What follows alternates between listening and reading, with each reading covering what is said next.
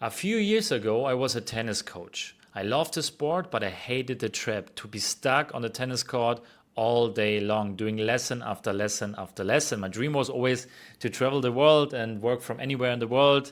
I saw it online, everybody can do it, why can I not do it? So I had this one question in my head: what if I could coach tennis online? But most people said you can't teach tennis online, it's insane, it's physical, no one's gonna pay for that. So of course I did it anyway, and I built an online business focused on tactical and mental training for hobby tennis players. And guess what? It actually worked.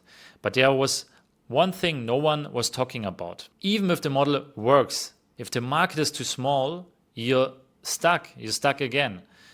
So it worked, but I hit a ceiling, and I hit it fast. That's when I realized it's not about how hard you work, it's about what you are building. And that brings me to the first shift. Back then, I did everything myself: content, sales, funnels, client support, admin, all of it. I guess you know all this stuff. So I wore it like a badge of honor, but in reality, I wasn't building a business. I was babysitting a full-time job that I built for myself. It was better because I was not stuck on a tennis court anymore, but I was stuck in front of this thing all day long. So it was more or less the same. Yeah.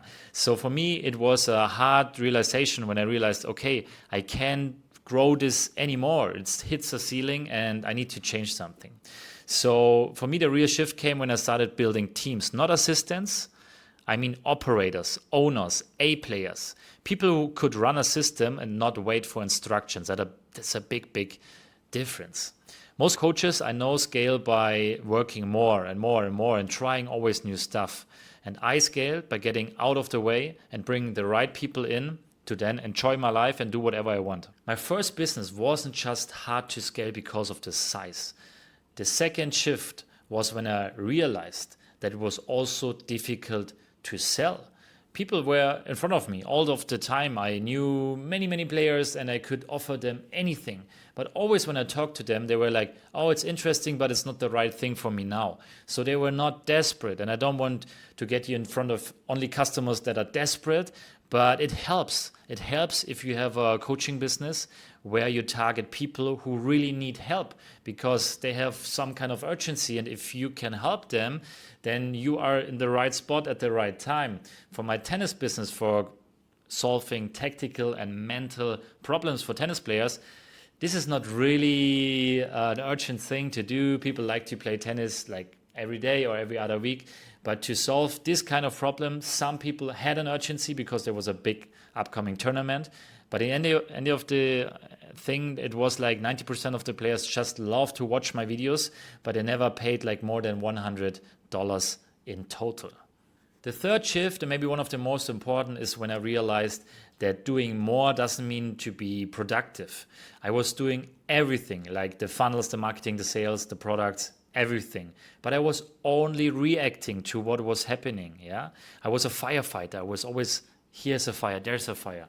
It was difficult. So now I operate from clarity. Every business I build starts with just 3 questions, and you can also ask them yourself. What exactly do we sell? Who owns the day-to-day? And how do we scale without me?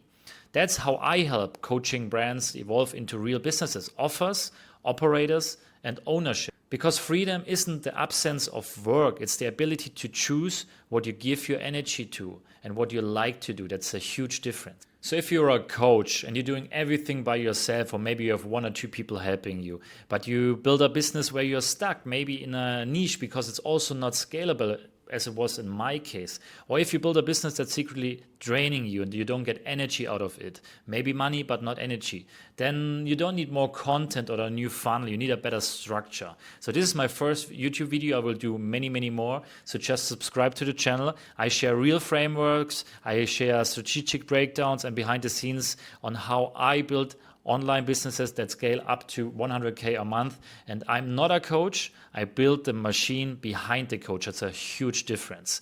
And if you're ready to think bigger, let's do it together.